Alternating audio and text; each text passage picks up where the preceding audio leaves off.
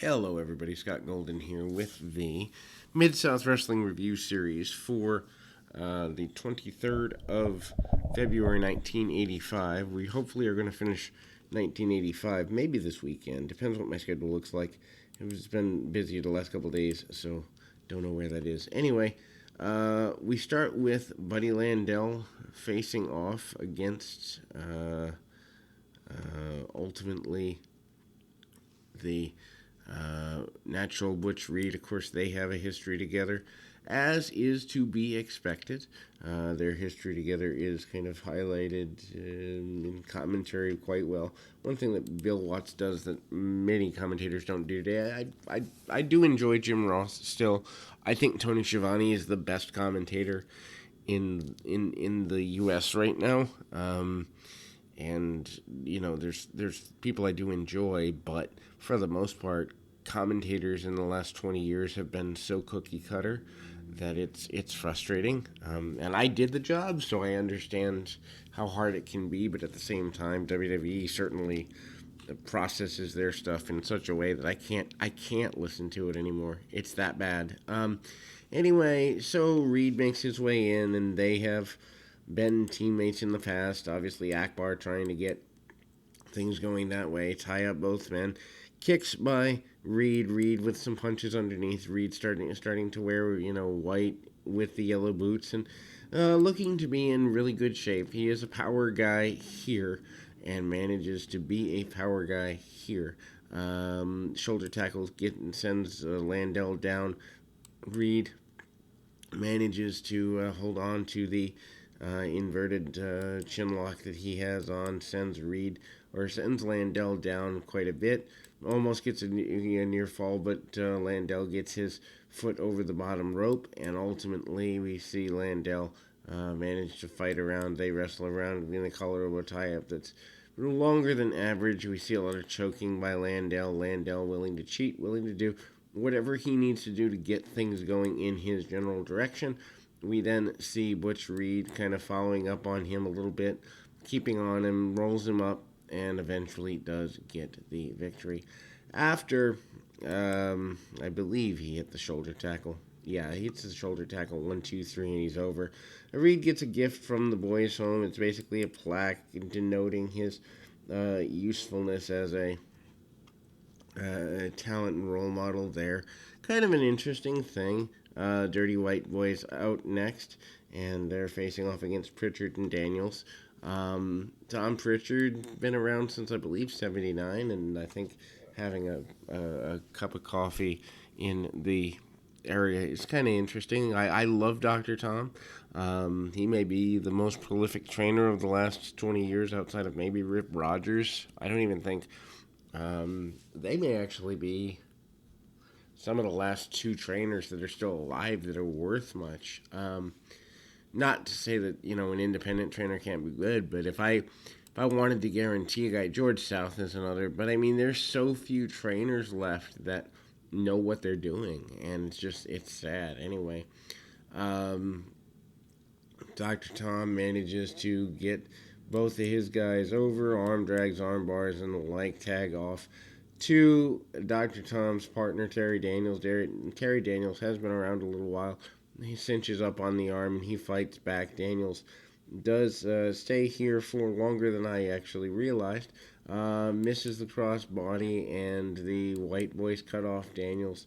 They manage to be pretty aggressive with him and ultimately going to take things over on him a little bit in their corner. He stays in the corner for quite a while, actually, and the White Boys manage to attack him in the most simplistic yet effective way possible. Backdrops, fist drops, and the like.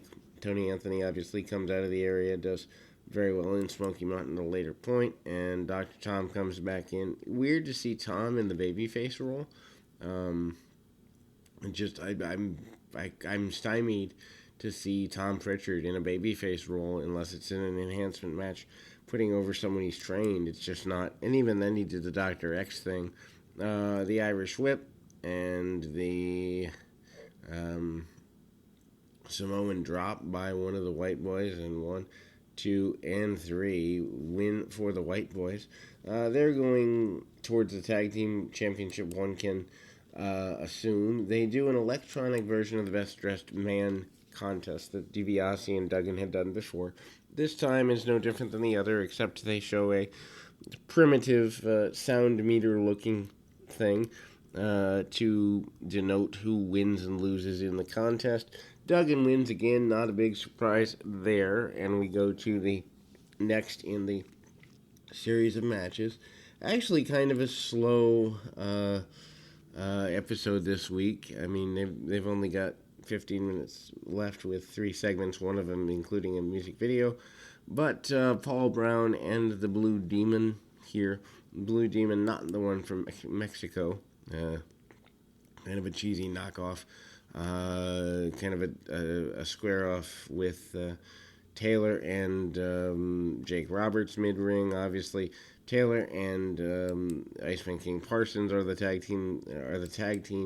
main tag team here. Jake Roberts wants his shot at the Mid-South Television Championship. It's easy to see he's not impressed with anybody, including but not limited to Terry Taylor.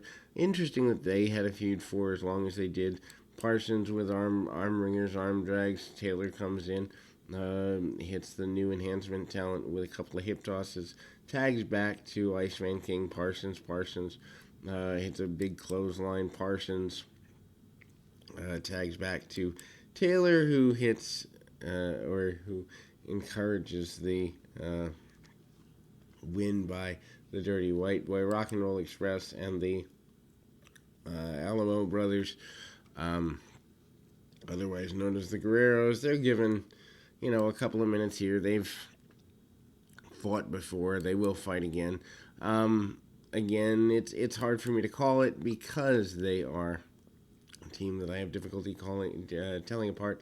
Tag Team Championships of the Rock and Roll Express are on the line here.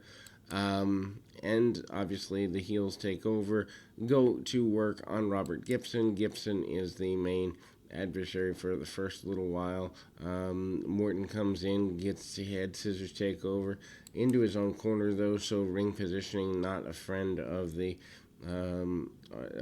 challengers. And then we see Gibson come in, hit a couple of moves, stay on the leg for a couple of minutes, tag back to Morton. Morton stays on the same leg, cut off the ring by the heels, and Ricky Morton does a good bit of selling for the next several minutes.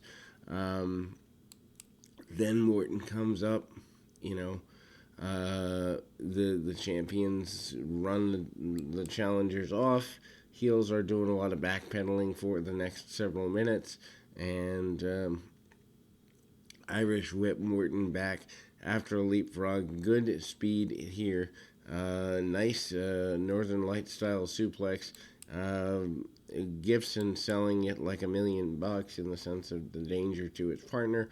The heels cut the ring off and take Morton down for quite a while. They even do a Boston Crab modified and the like. And then we see the surfboard by the heels and a big power slam attempted and a 2 count. Morton out the back door in a hurry, but not really terribly quick, as some kicks there. We see the heels still taking over. 3 or 4 minutes left. Hot tag to Robert Gibson, and he's in there cleaning house on both guys. Gibson certainly takes over when all else fails. All 4 men in the ring now. Gibson knocked to the outside of the ring. Meanwhile, the double team by the heels and the double clothesline. Then a double suplex successfully maintained, and ultimately they drag Morton over to the corner. Gibson trying to get back into the ring. Morton manages to, kind of get things going, and a quick and reasonably decisive cover while Morton is in the surfboard, and the Rock and Roll Express gets the win. Then we have a music video with them, and we go back to basics there. Certainly that will close us for February. We'll be back with March and hopefully April today. But until next time, keep your feet on the ground, your mind in the moment.